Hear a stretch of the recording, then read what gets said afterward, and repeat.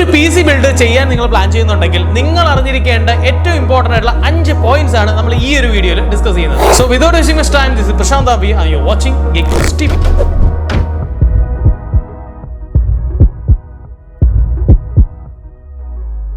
Guys, point number 1, define your purpose. ഒരു PC build ചെയ്യുമ്പോൾ നിങ്ങൾക്ക് എന്തിനാണ് ഈ PC ബിൽഡ് എടുക്കുന്നത് എന്നുള്ളൊരു ധാരണ നിങ്ങൾക്ക് മസ്റ്റ് ആയിട്ട് വേണം. ചില ആൾക്കാർ ലാപ്ടോപ്പ് ആയിരിക്കും ഒരു പക്ഷേ സ്യൂട്ടബിൾ ആയിട്ട് അവർക്ക് തോന്നുക. അവിടെ അവര് നോക്കുമ്പോൾ എല്ലാവരും PC എടുക്കുന്നു, അപ്പം പിന്നെ ഞാനും അങ്ങ് PC എടുത്തേക്കാം, എനിക്ക് വേണമെങ്കിൽ ഇവിടെ നിന്ന് എടുത്തോണ്ട് അങ്ങോട്ട് പോകാനും മൊബൈൽ ആയിരിക്കും അല്ലെങ്കിൽ ട്രാവൽ ചെയ്യാനൊക്കെ ഫോക്കസ് ചെയ്ത് പലരും ചെയ്യാറുണ്ട്. പക്ഷെ നിങ്ങൾ എപ്പോഴും നിങ്ങളുടെ പർപ്പസ് ഓറിയന്റഡ് ചെയ്തിട്ട് വേണം ഒരു PC ബിൽഡ് ചെയ്യാനും. ഓൺലൈൻ എടുത്താലും ഓഫ്ലൈൻ എടുത്താലും എങ്ങനെ എടുത്താലും അതിനൊരു പർപ്പസ് എന്തായാലും വേണം. അത് ഗെയിമിങ്ങിനാണെങ്കിൽ ഗെയിമിംഗ് ഓറിയന്റഡ് ആയിട്ട് നിങ്ങൾ സെറ്റ് ചെയ്യുക. ഇനി ഗെയിമിങ്ങും സ്ട്രീമിംഗും ആണ് പർപ്പസ് എങ്കിൽ അതിൽ കുറച്ച് ഫ്ലെയറും കുറച്ച് RGB എഫക്ട്സ് ഒക്കെ കൊണ്ടുവരുന്നതിൽ തെറ്റില്ല. ഇനി അതല്ല, എന്റെ പ്യൂർ പർപ്പസ് എന്ന് പറയുമ്പോൾ 3D മോഡലിംഗും അല്ലെങ്കിൽ എനിക്ക് റെൻഡറിംഗ്, വീഡിയോ എഡിറ്റിംഗ് ഒക്കെയാണ്, എനിക്ക് അധികം ആഡംബരത്തിന്റെ ആവശ്യമില്ല എന്നുണ്ടെങ്കിൽ അത് വ്യക്തമായിട്ട് നിങ്ങൾ ഒരു കൺസൾട്ടേഷന് മുമ്പോ ഒരു PC ബിൽഡിംഗ് ഷോപ്പിലോട്ടോ അല്ലെങ്കിൽ ഓൺലൈൻ ആയിട്ടൊക്കെ നിങ്ങൾ കൺസൾട്ട് ചെയ്യുകയാണെങ്കിൽ നിങ്ങൾ അവിടെ ആദ്യം തന്നെ പറയേണ്ടതാണ്. അല്ലാതെ കുറെ RGB ഫ്ലെയർ എടുത്ത് ഒരു 3D മോഡലിംഗ് PCയിൽ വെച്ചെന്ന് പറഞ്ഞ പെർഫോമൻസിന്റെ യാതൊരു ബെനിഫിറ്റും നിങ്ങൾക്ക് കിട്ടുന്നില്ല. ഇങ്ങനെ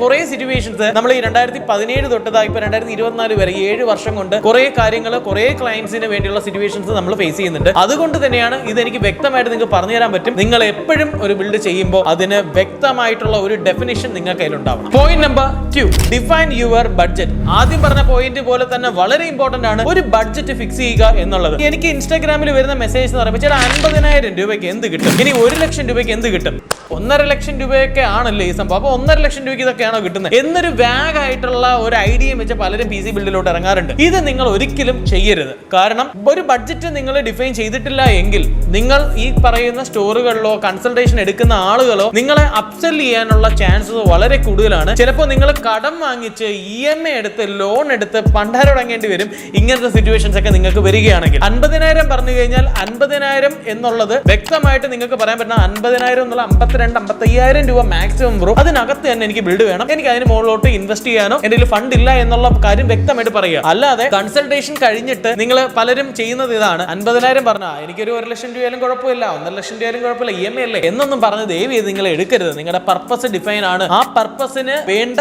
ഒരു ബഡ്ജറ്റ് നിങ്ങൾ അലോക്കേറ്റ് ചെയ്യുക, എന്നിട്ട് മാത്രം PC ബിൽഡിലോട്ട് ഇറങ്ങുക. ഇനി ബഡ്ജറ്റ് സഫീഷ്യന്റ് ഇനഫ് ആയിട്ട് ഇല്ല, വളരെ കുറവാണ് നിങ്ങളുടെ ബഡ്ജറ്റ്, പർപ്പസ് ആണെങ്കിൽ ഏറ്റവും ഹൈയിലും ആണെങ്കിൽ PC ബിൽഡ് എടുക്കാതിരിക്കുന്നതായിരിക്കും നല്ലത്. എടുത്തിട്ട് നിങ്ങളുടെ പർപ്പസും നടക്കത്തില്ല, ബഡ്ജറ്റും പോയി എന്നൊരവസ്ഥ നിങ്ങൾക്കുണ്ടാവും.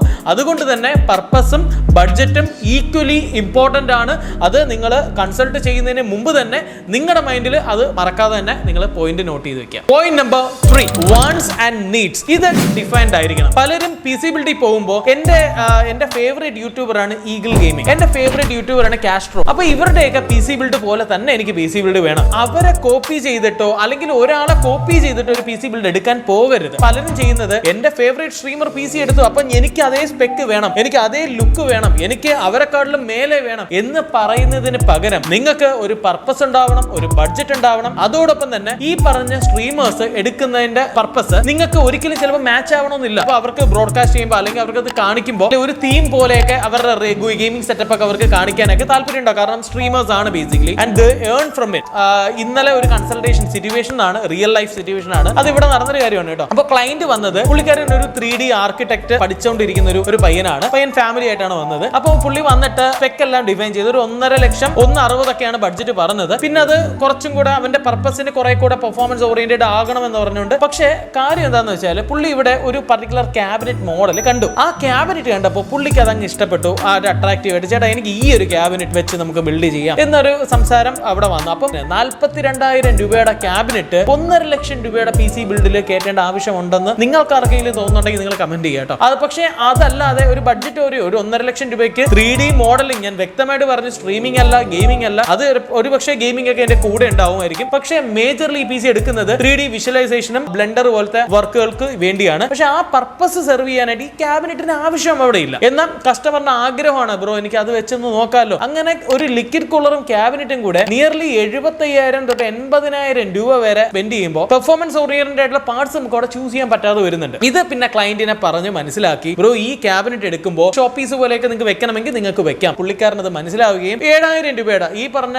40,000 രൂപയുടെ ക്യാബിനറ്റിൽ നിന്ന് അത് 7000 രൂപയാവുകയും പുള്ളി ഉപയോഗിക്കാൻ പോയ പ്രൊസസർ Ryzen 7 7700X അപ്ഗ്രേഡ് ചെയ്യാനും പുള്ളിക്കാരൻ ഒരു ഓപ്ഷൻ കിട്ടി. ഗൈസ്, പോയിന്റ് നമ്പർ 4, ഇപ്പോൾ വാറണ്ടി സ്റ്റാറ്റസ് ഇൻഫോർമേഷൻ. അതായത് നിങ്ങൾ ഒരു പി സി ബിൽഡ് ഓൺലൈൻ ആയിക്കോട്ടെ ഓഫ്ലൈൻ ആയിക്കോട്ടെ എടുക്കുന്നതിന് മുമ്പ് ഈ പറഞ്ഞ സാധനങ്ങൾ നിങ്ങൾ പൈസ മുടക്കി വാങ്ങുന്ന ഏതൊരു കോമ്പണന്റിനും എത്ര വർഷം വാറണ്ടി കിട്ടും, ഇതിന് വാറണ്ടി റിപ്ലേസ്മെന്റ് ആണോ അതോ ബ്രാൻഡ് ന്യൂ വെച്ചിട്ടാണോ നിങ്ങൾക്ക് തരുന്ന സർവീസ് വാറണ്ടി ആണോ എന്താണ് എന്നുള്ളത് വ്യക്തമായിട്ട് മനസ്സിലാക്കേണ്ടത് നിങ്ങളുടെ ഉത്തരവാദിത്വമാണ്. ഞാൻ ഒരിക്കലും ഒരു പർട്ടിക്കുലർ ഇ കൊമേഴ്സ് പ്ലാറ്റ്ഫോമിനെ എൻകറേജ് ചെയ്യുകയോ അല്ലെങ്കിൽ അവരുടെ സെയിൽസിനെ ഡിസ്കറേജ് ചെയ്യുന്നതല്ല. ഫിസിക്കൽ ആയിട്ടുള്ള ഒരു സ്റ്റോർ ആകുമ്പോൾ നിങ്ങൾക്ക് അവിടെ ഫിസിക്കലി നേരിട്ട് ഡീൽ ചെയ്യുമ്പോൾ എന്തായാലും ഒരു പി സി എന്ന് പറയുമ്പോൾ ചിലരും ലൈഫ് ടൈമിൽ ഒരു പ്രാവശ്യമോ 2 പ്രാവശ്യം ആയിരിക്കും പി സി വാങ്ങുക. നിങ്ങളൊരു പി സി ബിൽഡൊക്കെ എടുക്കാൻ പോവുകയാണ്, ഒരു വൺ ടൈം പർച്ചേസ് ഒക്കെ ആണെങ്കിൽ നിങ്ങൾ നേരിട്ട് പോയി അതൊന്ന് എക്സ്പീരിയൻസ് ചെയ്ത് ആ പി സി ബിൽഡിംഗ് എന്താണെന്ന് മനസ്സിലാക്കി പ്രൂഫും ഡോക്യുമെന്റ്സും ഒക്കെ വാങ്ങിച്ചിട്ട് വേണം പി സി ബിൽഡ് ചെയ്യാൻ. പലയിടത്തും പോയി പല പ്രശ്നങ്ങളും അനുഭവിച്ച് നഷ്ടങ്ങളുടെ കൂമ്പാരമായിട്ട് പലരും വരുന്നുണ്ട്. അപ്പൊ അതുകൊണ്ട് തന്നെ നിങ്ങൾ അറിഞ്ഞിരിക്കേണ്ട ഒരു റെപ്യൂട്ടഡ് ആയിട്ടുള്ള പി സി ബിൽഡിംഗ് സ്റ്റോറിലോ അല്ലെങ്കിൽ ഒരു പി സി ബിൽഡ് ചെയ്യുന്ന സിസ്റ്റം ഇന്റഗ്രേറ്ററിനോ നിങ്ങൾ സമീപിക്കുക. അത് നിങ്ങൾക്ക് നിങ്ങളുടെ വീടിന് അടുത്താണെങ്കിൽ അങ്ങനെ, ഇനി അതല്ല നിങ്ങൾക്ക് എത്തിച്ചേരാൻ പറ്റുന്ന ലൊക്കേഷൻ ഒക്കെ ആണെങ്കിൽ നിങ്ങൾ പോയി അതൊരു കൺസൾട്ടേഷൻ ചെയ്തതിനു ശേഷം മാത്രം പി സി ബിൽഡ് എടുക്കുക. 5ാമത്തെ point, future proofing. Is it real or not? Actually ഇതിന് 2 രീതി കാണാം.